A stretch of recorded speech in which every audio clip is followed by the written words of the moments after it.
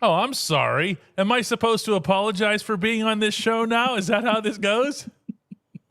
Hey, it's looking like the more you minimize yourself, the more you actually are Xing yourself out, just like the symbol right there, DK. I don't know how you're going to survive this, I man. don't know. Alejandro Villanueva one day comes in and brings the house down. And I mean brings the house down, because he doesn't have to reach very high to achieve that. No. And then let's just get the starting quarterback for the Pittsburgh Steelers the next day. And both of those went, I don't care if you think I'm blowing smoke or whatever here. Those went great. And that was because of you. Nah. That was, well, I mean, and them, obviously. Yeah. You always say that whenever I do interviews with the guys. But here's my proof. Okay, go ahead. Here, this is just so you know that I'm not blowing smoke here. With Al, you didn't have to do a thing. Okay? Al was very clearly in a total frame of mind where he was just going to eat the place up. Yeah. Okay? From the moment he said hello. But Mason, that's different.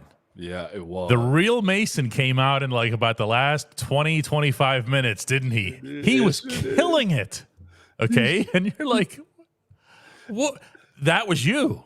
And I called him in moments I tried to keep him there. And I told Mason, I want them to see you, and I want them to see the serious part. I want to talk football. And when when I knew I had him going and you saw the locker room him, it's when he did this, DK.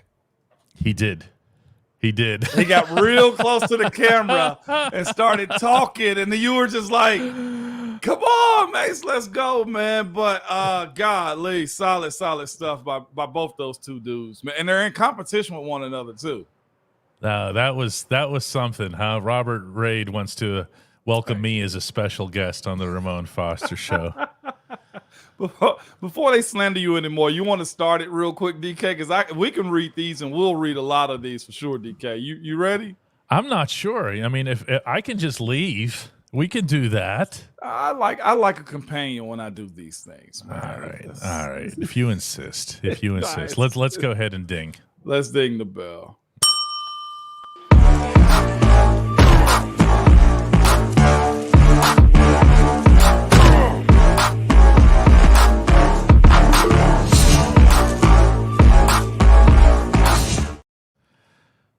Sticky B. We hire a new guy. Yeah. I see how it goes around here. The best one here is Russ, who's a member. And because he's a member, he has access to all kinds of ridiculous emojis, like when I forgot my shoes on the one road trip, and then, of course, my tears. I don't even remember what the tears one was from. The tears was from the loss. Okay. You remember the loss in the game? No, who tears was crying? Golly, I remember it, man. Goodness. Either way, DK, they're over you, man, when it comes down to it, DK. Oh, they're done. Look at this. They're done. They want nothing to do with me here. Frank Rice wants to know if that was our most watched show yesterday. It was. Actually, if you're patient here with me, I can get you the numbers, the exact numbers for where this was. And this is, again, just on YouTube, remembering that we're on a lot of different platforms. Yeah. Not the video, but the audio component to it. I'm seeing 17,000 plus. 17,047 is the current number. Wow. On that. That is, that's incredible. I did see over 2,000 likes too, man. Again, you guys know we do this for entertainment, and this entertainment is also a part of motivation and how we do this too. Screw the monetary stuff. I think this should get big on the basis of you guys deserve to see this be a highlight of Pittsburgh. I'll be honest with you, DK, no, man. I'm gonna go here real quick. I told DK when it came down to us doing this thing, man. One, we're gonna do it right. We ain't gonna stretch no lies. We ain't gonna lie on nobody. We're gonna call it as we see it. And then we started talking more. And I told DK, look, how do we need to grow this thing? Like if we're gonna do it, I want to be big. I want to be the best at it. And our job is what, DK, is. Well, I told you this. If we're gonna do it, let's crush everything else around. Yeah. And that's what I want to do. Yeah. So I appreciate you guys who like, who subscribe, who share, and who viewed all our videos in the past and stuff, man. So we'll keep doing this. And the foundation of it is having fun. You'll find that while we're respectful to our viewers, we're also not going to be bending over backward to accommodate with opinions or pandering or anything like that. We're just being ourselves. We're just having fun. Yeah. And when we do get serious, know that it's not for show. Yeah, no. Okay, we're not manufacturing opinions or stances on the Steelers or the NFL or whatever it is that we talk about. Just keep it real, to use the terminology of the day. Pretty much. And you heard some of that too at the end of, and the reason we want to keep that standard is because at the end of Al's interview or conversation, DK don't like when I say interview. It's a conversation because the dudes just But it talking. is. You didn't interview either of these guys. Yeah. And I say that respectfully because the session with Mason, where I could tell you had done more preparation than with Al. I mean, what were you going to prepare? I knew everything I needed to know. He was on your left hip for how long? Okay. Yeah. But with Mason, the questions that were asked, and by the way, I just got to share this with people. We typed up the transcript of this. It's on DK Pittsburgh Sports. It's right at the top of the site. And Ramon wrote an introduction to it. It's still up there, which, by the way, was really good. I forgot. You can write. I hate you.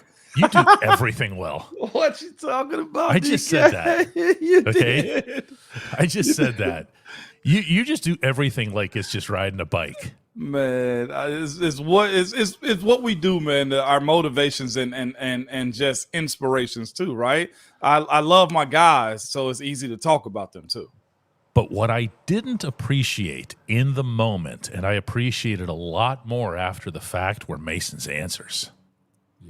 Because Mason is not the type who's going to go, get super crazy animated, although he had a lot of fun in the last 20, 25 minutes. Because he's legitimately working to think about what it is that he wants to say. Yeah. There's a lot of people that are like that. He's one of them. He was. And his answers were really good, like really telling on a lot of fronts. Yeah. What are you laughing about? That comment up right there where Al came in here to talk bad about Mason, man. That was good right there. But yeah, DK, that was tremendous. But you are not blessed with other, like, wow, man. And you knew so you got a little bit of locker room between them two, between our conversation and what I was going to say at the end of it on why we going to hold this show with high integrity. Birthday. We're saying happy birthday. Oh, happy birthday. Give me 1 second. I got you real quick, okay. K2B. It's my teammates. We as you can tell, that accountability comes out a lot with how we speak about one another and stuff like that, right? And Al was just like, Mo, you're media. And he's asking me how we view That was God. Hilarious. Yeah. You know what I'm saying? Like, I always knew you were going to be that. He came from him. But it's also the stuff that we joke about when it comes to, like, don't bash a player just for the sake of bashing somebody. If it's bad, call it bad, because that's what we did in the room and in that building too. If it's good, whatever, do it again. You know what I'm saying? So when it comes to us talking about the guys and interviewing them and talking about being critical, because it's okay to be critical. As long as we talk about what the tape says, don't get personal, don't fabricate, don't go over the top with it. What can they say to us about it? And DK's in the locker room. I'm still in it when I'm around. So what can you say? You got my number or can find my number too, because it's easy to get. So that's one thing we're going to always do is do it that way. So, yeah, by the way, K2B, happy birthday. I thought I saw 5'7" up there too, by the way. Not him. It's for his dad. Oh, as far as Pops? Yep. Happy born day, Pops. Man, my bad. Screw your son, okay? Happy birthday. No, he wasn't banking on that level of wishing here. Rainbow says, I see DK and Moan can't read the comments. Going to find my glasses. Yeah, that's an issue here. Oh, okay. Just because I was born with bad eyes, now you want to make me out to be the bad person. I get it. Mm-hmm. No, that's awesome. That's good stuff. Before we get to the only segment that matters on this Rapid Fire Friday, and we know you guys have a lot of questions that you want to ask, I want to bring up this, because this is what this is actually all about. Let me see if I can find this here. I just started. Yeah, here. This is the approach to take. You have to read that one out loud, Foster. From JM, wow, Moans on a roll. Al, Mason, nice. Now DK, nice get. You are a star too, DK. What a ridiculous program. I can't believe that anybody watches this. Let's come right back with the only segment that matters and get real serious in that. Yeah, let's do that. Absolutely. DK. Did you hear my Annette? Did you hear that? Huh? Yeah, I heard that a little bit. It's a Hey Moan section. All DK. right. At DK Pittsburgh Sports, we take pride in coverage that connects our city's fans to their favorite teams. Now, that connection's stronger than ever. Introducing our all-new state-of-the-art app. Find expert inside reporting and original podcasts. Check live box scores. Track the latest stats. Chat it up with our community of thousands of fans, all in one place. The new app from DK Pittsburgh Sports. Coverage that connects. Oh, man. Rico comes in with a contribution. It says, loved both interviews, though Al's was epic. Everyone's going to have their favorite. It's going to be one of those, like, based on your personality. Yeah. What a deep, thoughtful, and genuinely hilarious guy. He should be a semi-regular. Would like to see more current players and coaches if they're willing. This show is the best. You know what's funny? When you first told me that you were going to have Al one day and then you were going to have Mason the next, my first thought was kind of like, hey, I'm going to spread those out a little bit, you know? Yeah. And then, man, it worked. It did, man. And it's good, too, because those two dudes are good buddies. So we talked about it. And this is the thing about athletes, too. You got to make sure you have somebody to hold them accountable to be there also. So having Al and Mason was a little bit of a competition between the two. I can't wait to let Al know that he was crushing it, that he's getting crushed by Mason's views. But all in all, man, Al's did pretty well, too. It did. It is still. Okay. It's going good. It's going real good. Al gave you so much. And I wanted to talk about life with Al. I wanted to talk about how did he become an offensive lineman. We're talking about an Army Ranger becoming an offensive lineman, not just one offensive lineman, but a Pro Bowl offensive lineman, too. Yeah, Al's brought 8,000 views, which is the most we've had for an out-of-season Ramon Foster show ever. Yeah. So I mean, he really, really killed it. He brought it, man. But you knew him though. He was going to do it anyway, right, DK? A lot of people couldn't believe how hilarious Al is. You know, like he's a very funny guy. Well, the imagery of Al, if you think about it, tell me, from the casual or no, even for the diehard fan, is Chicago. Yeah. He comes out and whatever, and then furthermore, combat veteran and all this. And I'm not mocking it, believe me. Okay, that actually is Al. Okay, Al is all of those things, but that's what makes Al interesting is that he is all of those things, and he is. How did I put it to you on the telephone after I said, oh, he's a box of chocolates. He's a box of chocolates. You never know. Yeah, okay, he is. But he's been that way forever. For those of us who know him. He has been, man. He reminded me of one of the things, one of those like stupid conversations you have, and Darren real quick brings it up, $50,000. Like that's one of those conversations amongst friends that was hilarious because it's not much you can do for dudes in that position. But I was just like, Al, you're my guy, you know, just putting something on it to where heck, if he needed a kidney, he could get it too, because that's the way this type of stuff roll when you build a relationship with people, you know? No, that's that one was a lot of fun, but I'll tell you what, that's that Mason interview on I was going to say second listen, but on second read, on reading what it was that he said, a lot of it was really, really something.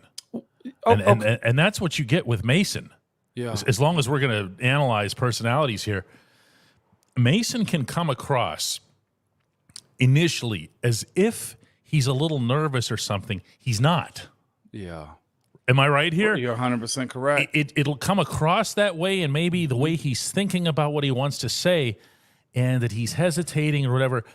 But the real personality is much closer to what you see of him in the pocket, which is unflinching. It was unflinching. Okay? Yep.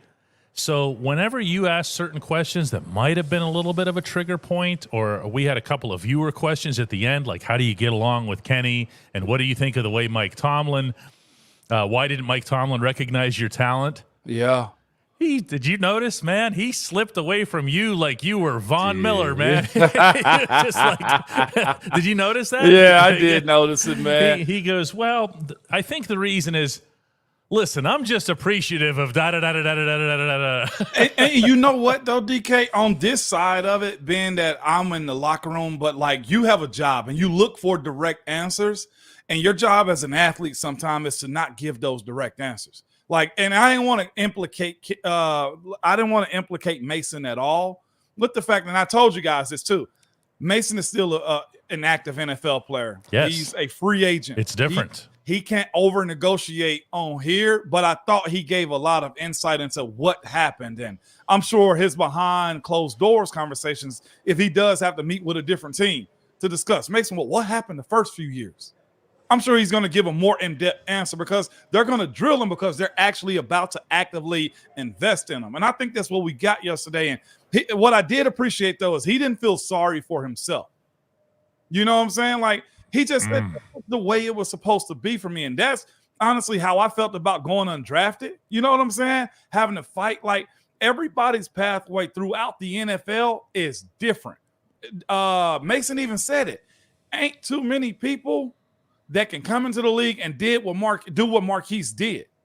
3 straight first-team All-Pros. De Castro didn't even do that. It wasn't until year 4 for Dave, if I'm not mistaken, for the All-Pro. Maybe 3. But remember that, though, DK? Like, it took a while. And Mason acknowledged, look, I was just bad. I had to grow up. But he didn't give us the details of, well, in the offseason, I made sure I kept my feet planted in the ground. He didn't give that, but what can he actually tell you? Nova brings up that Al mentioned that he's only been watching the Steelers since Mason became the quarterback. But again, you've heard that from a lot of the veterans on this team, the people who spoke up, among the people who spoke up on Mason's behalf, wanting him to be QB1, were Cam Hayward, were TJ Watt, the guys that have been around because they know him, they believe in him, they trust him. Yeah. And, Moan, you've heard me say this a lot over the years. I don't argue with the locker room. Yeah. Okay. Like I mean that metaphorically, but I don't. Okay. Yeah. You guys know 5 billion things that a reporter can't know. And you'll know what's real about someone, what's not real about someone based on what it is that you hear from these guys that you learn to trust yourself. Yeah. And they stand behind him 100%. Okay. Yeah. They believed in him, not when it was convenient. Not after Cincinnati, not after Seattle. They did it beforehand. Yep, 100% DK. And another thing, too, that was super apparent, DK, I want to highlight this because I know you're going to love this one, okay? And it's right underneath that comment you just posted. The mention of these 2 dudes right here. The Beachum stuff was stunning. It was fascinating, was it not? Yeah, we talked about this on the phone, but the Beachum, this was for anybody who missed it. And by the way, don't. Please don't.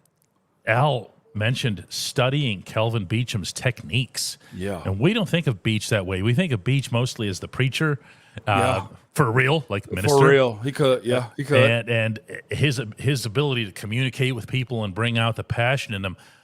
Think of Beach as a technician. For me, that was something that I learned because Al had only talked to me about David Bakhtiar in Green Bay. Yep. This is back when Al was playing. He would tell me that was the guy. He would sit upstairs on the south side and just study. He said because that guy is the gold standard. He's the gold standard, green and gold standard in the National Football League. But I did not know that about Beach. Yeah, and if you watched him, because here's the thing about Beach, late round draft pick, undersized, not a big dude, come from a mid-major school as far as SMU and stuff like that. But you watch him become a pro, and not just become a pro, but become a starter. Like Beach did a lot of grunt work, man, and he'll probably be another one that we'll get on here to talk. Like Beach did a lot of grunt work, trying to figure out if he's gonna be a tackle, a guard, and a center. And then he said, I'm submitting myself and committing myself to becoming an NFL tackle. And truth be told, he did a real bang-up job with it. Like, he really did his thing so much so that he got signed in other places numerous times. And heck, he's still in the NFL. You know what I'm saying? But I brought those 2 dudes up, man, talking about Marcus Gilbert and talking about Kelvin Beachum is because the locker room core players you know what I'm saying, that you don't hear about often. Like, we're going to always hear about Pounce and Ben and Le'Veon and AB. But those core players like a Marcus, a Kelvin, heck, even an Al or Roosevelt Nix, Vince Williams, those dudes is what make the team go. And it's a lot of admiration in the work that those guys do that don't necessarily get highlighted. So I was glad to hear Mason say, God, I miss Marcus, or we got to talk to Marcus. And a guy that's highly respected like Alejandro, just basically, he wrote a script for Beach. You know what I'm saying? Like, he legitimately wrote out a script to where if y'all didn't appreciate him, here's a guy that you appreciate in Alejandro that overly appreciate Kelvin Beachum. And that's what the NFL is. And I love that type of stuff, man. Melissa says she just joined now today. What did I miss? She says it's pretty good. Man. We're recapping and talking a little bit about Alejandro. Oh, I think she means what did she miss as her experience as being a member. You don't get mocked. Yeah, you don't get mocked. We did mock people just a little bit, man. Just a little bit, man. But that's that's something. Like, yeah, that's pretty much that. Yes, absolutely, man. Other than that, though, you showed up on time. It's the right time to be here, too. Mm-hmm. Greg says, Ramon and TK, come on. You guys saw Mason in practice. How bad was he for them to wait so long to give him his shot? DK, what did you see? What did he do that he didn't do in those 4 games? I'm going to leave that to the guy who was on the field with him first. I'm not going to duck it, though. He did not have enough time. Even in his starts, he got benched like he told you. The in-stadium performances weren't there. Now, here's the differences right here, too, in Mason, what he did not say. There's a difference between that 1-2 or that 1-4 or that 1-6, right? Unless you just jump off and be really good like Brock Purdy has. First-round quarterbacks get that opportunity because you're designated as the franchise guy. Mason has never been designated as the franchise guy. So as we watch Kenny right now make mistakes, make bad plays, have turnovers, all those things, right? But he still gets the opportunity to be quarterback 1. Mason told us yesterday when of a set of 10 plays, he may get 4. Kenny gets 6. And heck, if we're talking about training camp, it's a 12-play set. Starting quarterback gets 6, and the other 2 get 4 and 2. He don't have an opportunity to grow and get better. The ability to get better in the NFL and almost everything you do is reps, and not just practice reps, live reps, right? That's essentially what it is. How many times has Kenny had the opportunity to stab and hold on to the starting position, DK? Numerous times over the last 2 years. Some of us now look at that situation and say, why? Because you saw something better. And that's because Mason actually showed you that he's gotten better. The franchise first-round quarterback will always get the opportunity either in your city or others too. And I think part of it too, and this is, I'm going to speak for myself here. Moan's out there on the field with him. Moan would know infinitely better than I do. But from my own perspective, from the sideline, practice, training camp, and so forth, I'm going to make an admission here. Okay? I'm going to make it an admission of guilt, which is that my issue with Mason as a quarterback before this weren't very different, I think, than Mason's own issues with Mason. And that was that he had the happy feet. He got rid of those. He got rid of those 3 years ago. He really did. Yeah. Okay, those weren't there in Cleveland, the game he played in Cleveland. They weren't there against Detroit. All right? Yeah. What was still missing was the short game, was the touch. And I allowed this year, and to an extent last summer as well in Latrobe, my own preconceived notion about how he handles the short game to influence what I'd see. Now, to an extent, that just makes me human, but it still shouldn't have. I should have recognized, hey, I mean, he's hitting those short passes now. Yeah. And think to myself, maybe it's possible that he could hit those in games too. But then, you know, I texted you the one day, I think it was from Baltimore, and it said, did you see the short pass to Pat Freiermuth? The little rainbow, the lollipop? The one that dropped in, yep. Over absolutely. On the left sideline. Uh-huh. Who did that remind you of? 7. Okay. Sure was. Because Ben would take those situations and he would go, you know what? I mean, I don't need to gun it there. If I just have it fall from the sky, it's going to get there too. And Mason did that, put a beautiful touch on that ball. Some of you probably know which pass I'm talking about even as I'm saying it. That's that's when you start going, okay, hang on. I was unduly influenced by a previous perception. That's on me. And let's say this too, man, even to just be fair to Kenny too, because some will throw dirt on him and try to bury him too. But as you can tell, sometimes it does just take time. I don't know what this is going to look like if Mason, right here from my guy Gregory, man, real quick. Gregory says, hey, Moan, if you were Mason, would you come back to the Steelers if you have an equivalent offer with other teams? Like, that right there is a big part of it too. Because here's the thing too. How does Mason feel about actually being in competition with him if that deal isn't astronomical when it comes down to the number? If it's anything under 8, do you come back and commit yourself to this team if you feel like, well, they just gonna give it to Kenny too? Like, decisions have to be made. So I don't want to overly necessarily bury Kenny. Do I believe Kenny is way more advanced than what anything Mason's done right now? No. If you ask me if we're starting a football game in the divisional round, who am I going to start? I'm going to start Mason. You know what I'm saying? But I don't know what Kenny's going to look like next year. It's hard for a team and Coach Tomlin's statement, and it's hard for Kenny to say, Mason to say where he's coming from, because these two sides have to negotiate too. Coach T, I think, said publicly, oh, there will be a competition or something like that. I think we all believe that Mason should probably win it, right? But if you also say Mason's our guy, but Mason doesn't have the year that you need, or Mason has something freak like he messes up his pinky, you got to crawl back to Kenny at that point. So you got to politic a little bit. And this has to be the worst possible scenario for a summer quarterback competition. Think about this. Yeah. We just came off of a preseason and training camp in which the Steelers' offense was just chef's kiss. Yeah, everything was perfect. All 3 quarterbacks, Mitch Trubisky, everybody looked great. Everything looked great. Yep. For every time we got excited about Kenny completing a pass to so-and-so, you had Mason come out there and throw the bomb to Calvin Austin, and you're going like, this is all just so great. They're going to win the Super Bowl. They're going to whatever else here. It doesn't mean a thing. Right. And if you see perfection from everybody this summer, who's winning a competition? Somebody who was perfect in the preseason, or somebody who just did it for you in 4 games that really mattered in the worst possible circumstances and weather and all winning opponents and everything? Yeah, what have you done for me lately? Isn't that the old Janet Jackson song? Yes, DK. It's fascinating to watch this, and Melissa's correct in saying this. Was Mason hinting at both possibly coming back and also talking to other teams already? Yeah, he has to. I'm sorry, but he has to.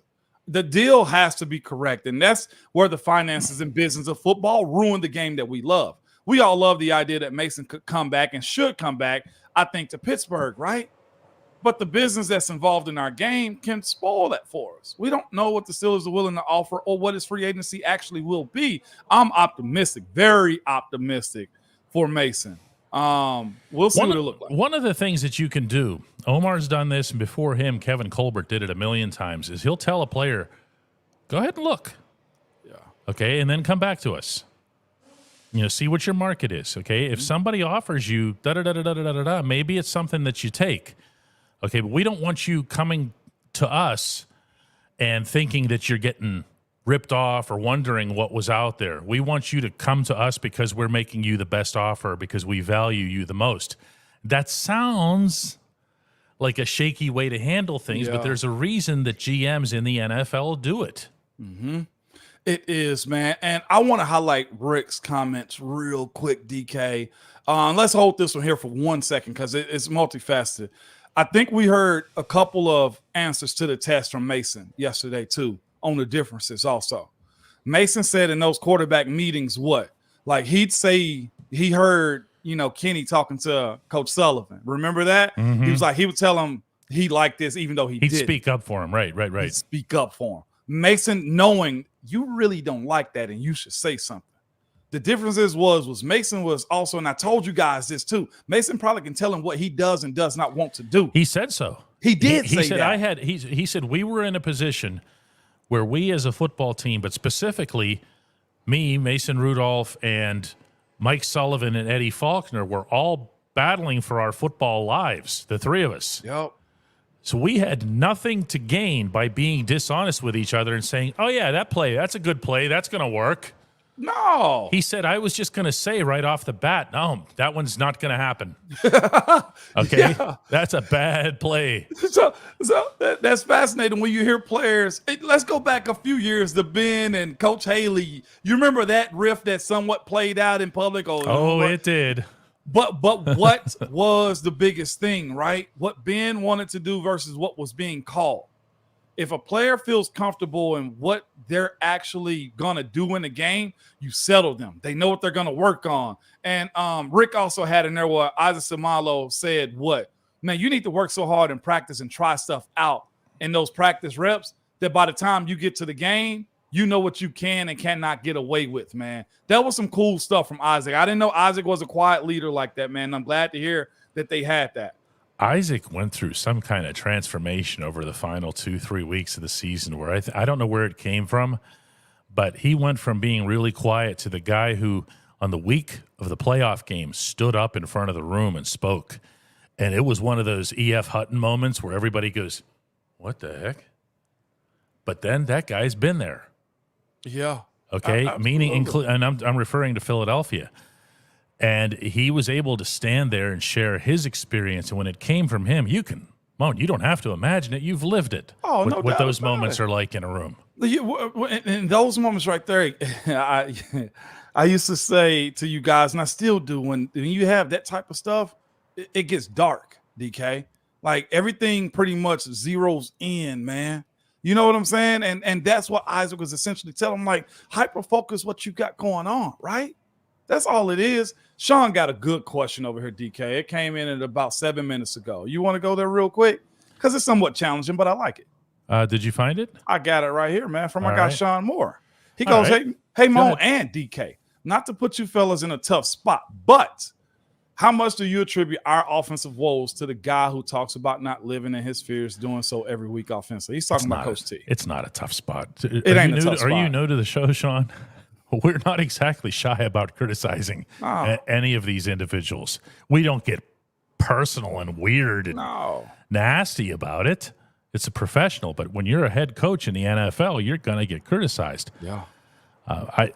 I look at what happened over the final 4 weeks, just to throw in my take real quick here, as to an extent, Tomlin remembering what it was like to have NFL-level quarterbacking. And he embraced it right away. Did you notice that? Yep. He didn't wait for them to escape their fears or whatever. He just said, oh, wait, we could do this again? Oh, okay. And now all of a sudden there's NFL films catching him going down the sideline saying, throw it. Let's go. Downfield. That's what I saw. Yeah. And here's the other thing, too, Sean, about living in fear is being a tough spot. You are, at times, what your talent suggests, too. Respectfully, playing in that Super Bowl against Green Bay, I got to ask you just honestly, and that's my dude and all those types of things, too.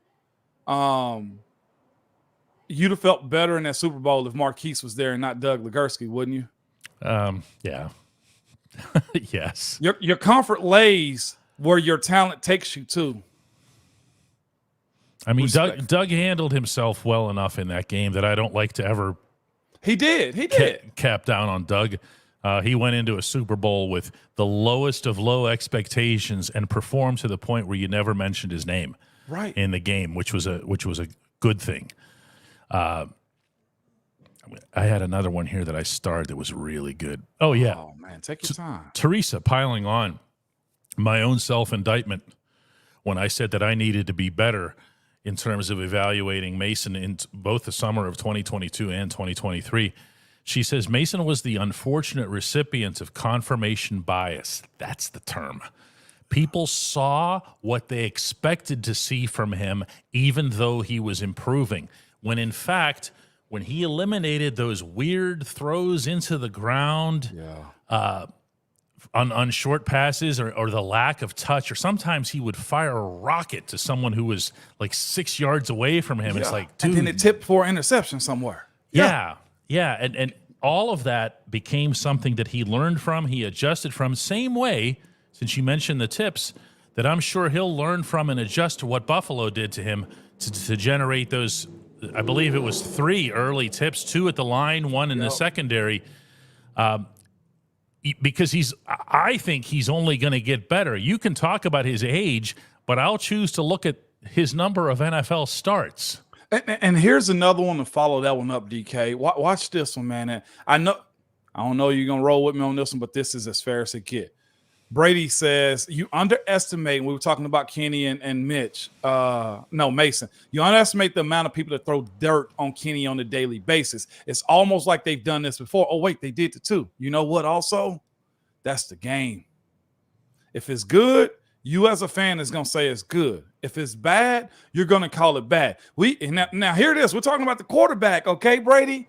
But we're also a fan base that absolutely loved Antonio Brown, absolutely celebrated Antonio Brown until it was time not to. So the way it works in sports is, and it's sad to say this at times, but what have you done for me and with me lately?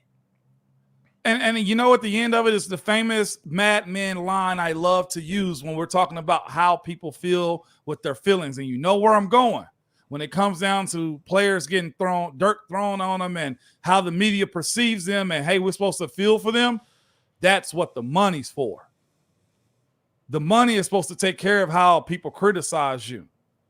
Okay? I forgot about that one. That's Don Draper, who we had on here yesterday. Yeah. Mason, right? All right. And he acknowledged that one too. That's what the money's for. And we hate it as players too. But guess what? Just as much as Kenny get dirt thrown on him and Mason did too.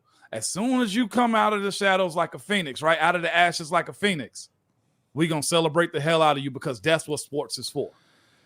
Cody says, and I'm bringing this one up for a reason here because it goes into the last questions. Whoever noticed how Kenny Pickett puts his entire body into any throw over 30 yards, not great. I'm going to at least, this is my own stance. I never speak for Moan or really for anybody else. My own stance on this is I don't see this as a Mason versus Kenny thing. It certainly isn't in my head. Yeah, you're past that already. Yeah. You're past that. I am past it, but here's why. Because in the last 3 years, okay, or is it 2 years? Since Ben, 2 years. 21. Yeah, 2 years. Okay, 2022 and 2023. In the last 2 years, I have covered 4 games in which the Steelers received what I believe was NFL-level quarterbacking against a quality opponent. All of those were by Mason Rudolph. Okay, I know Kenny has had some good games. He's had a couple. In fact, he had one, the first one, right after Matt Canada was fired in Cincinnati, and that went well. It was not like these 4. There were not throws being made like these 4. There was not a pocket presence like these 4. There was not leadership like these 4. So I'm past that. I'm not looking at a comparison here. I'm looking at Mason on the merits of Mason. That's all. Yeah. I don't think, and this is going to sound mean, and I don't care, because I like Kenny, so none of this is personal. I feel as if Mason needs to not be thinking about that as a bar. Yeah. Okay? I think he needs to be looking at quarterbacks around the NFL and say, how can I be better than them? Yeah, I agree with you. I got nothing more sad to that. I'm sorry. I do not, I swear to God, I do not mean that in any sort of mean whatever way here. Kenny is a competitor. He's a tough as hell kid. I have no doubt he's going to fight. But as far as who's quarterback one on this team, I'm past that. Yeah, no doubt. I'm with you too, DK. You know where I stand. This is a good question for you here, Moan. Yeah. Do the players' opinions matter on this sort of thing, like Deontay's? Yeah, they do. Well, really? Yeah, coaches hear them. They hear them, but they matter. They will listen. Again, there's 30 ways around getting to your finish line, okay? They can call it a competition if that's the case, but when it all boils down, DK, they're going to go with the best man. These coaches aren't in this business of losing. If you know your best opportunity is to win, is with Mason over Kenny, guess what you're going to do? You're going to go with him. Somebody who's an old guard guy around the Steelers, and I'm not going to name a name here, he said something to me in where was that last game? Buffalo. He said something to me in Buffalo outside the locker room. He goes, everybody's making all these fusses over every little thing that Tomlin says about Mason or Mason Kenny. He goes, listen, who started the last 4 games? Mason did. Well, who started the only game? Who started this game? Who started the only playoff game, the game that mattered the most? Who started that? Well, Mason did. Then why are you worrying about what he says? I didn't have a counter for that. Yeah, man. Guys, go ahead. I was going to say, Ray got one. It's a quick one to address because he addressed it numerous times, but it was this right here. Hey, Mon, has Mason confided in you anything about the Myles Garrett disgrace that you're able to share with us? Yeah, we did a little bit of it yesterday. And it's some high-integrity guys that were around on that field, including myself and others, that heard everything and saw everything. Matt Fowler being the one that was closest to it before the reaction actually happened. It wasn't that. It wasn't any racial words coming out of his mouth if you listen to Mason. Okay? Can you check on look at him yesterday and just tell me if you think that happened. And if so, there's a lot of narratives around the league that players continue to lean into with that type of stuff. You've seen 0 player lean into that narrative right there. Guys, we'll be right back after this this little outro.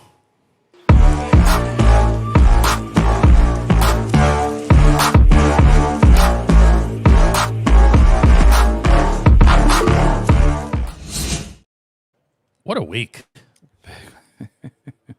What a week. All kinds of good came of this too. And like you said earlier in the show, this isn't something that we've put together to run up numbers or whatever else, right? This is fun. Yeah, this is storytelling and talking football, man. And we will continue this in the offseason. One thing we didn't hit on today, the Steelers are interviewing numerous DK offensive coordinators right now. Mm-hmm. How you feel about that? Mostly outside guys. So if I can ask you a departing question, man, you glad with the choice to move outside? I'm happy with the spirit of the choices, if that makes sense. Okay. I see a type of candidacy. I see a type of individual and a process that we've not seen before. And I really like that, especially as it relates to offense. I think Tomlin just kind of, and you heard me say this during the season, he kind of just lets the offense exist while he focuses on the defense. Well, just existing doesn't cut it. You were able to just exist when you had a Hall of Fame quarterback. Tell it. This group is now ready for more. This group is eager for more information, more intricacy, more reads. Let's see them graduate along with this coach. If you're asking me who am I high on too, anybody coming from Houston with what they've done, I think Jarrett Johnson was the guy that's been high on that list for a lot of people. Let me say this. Thomas Brown. You like him? You like him? DK. High up. Okay. All right. You've heard good things. Just know I've heard some great things. Okay.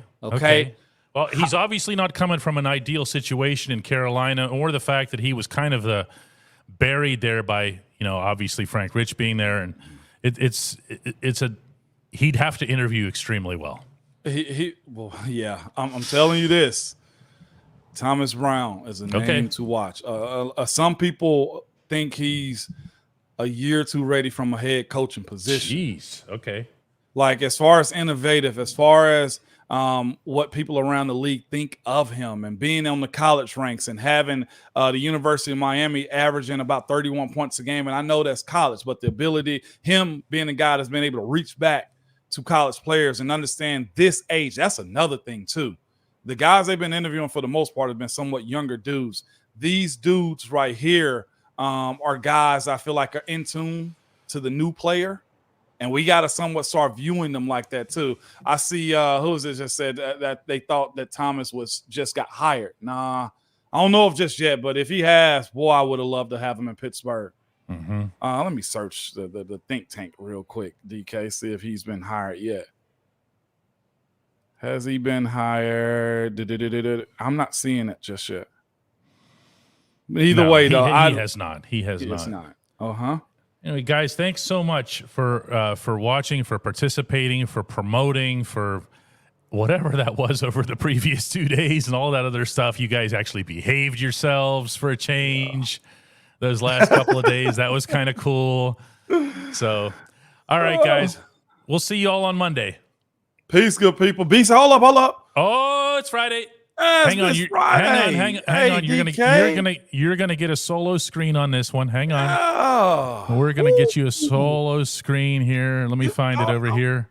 You know how we do Fridays. I do. That's why I'm getting you the. There you go, and then watch. Good people, it's Friday, man. You know what? It's the weekend. Y'all have a good weekend. Call somebody you hadn't talked to. Apologize, okay? Be the bigger person if you have to and you need to. Buy somebody a random drink. Have a random conversation. Shake somebody's hand. Have a good time, man. But on all things, make it back to us on Monday. And I would say root for the Ravens, but we're not going to do that. Enjoy this weekend, but make it back to us, good people. Hey, y'all be good. Peace, man.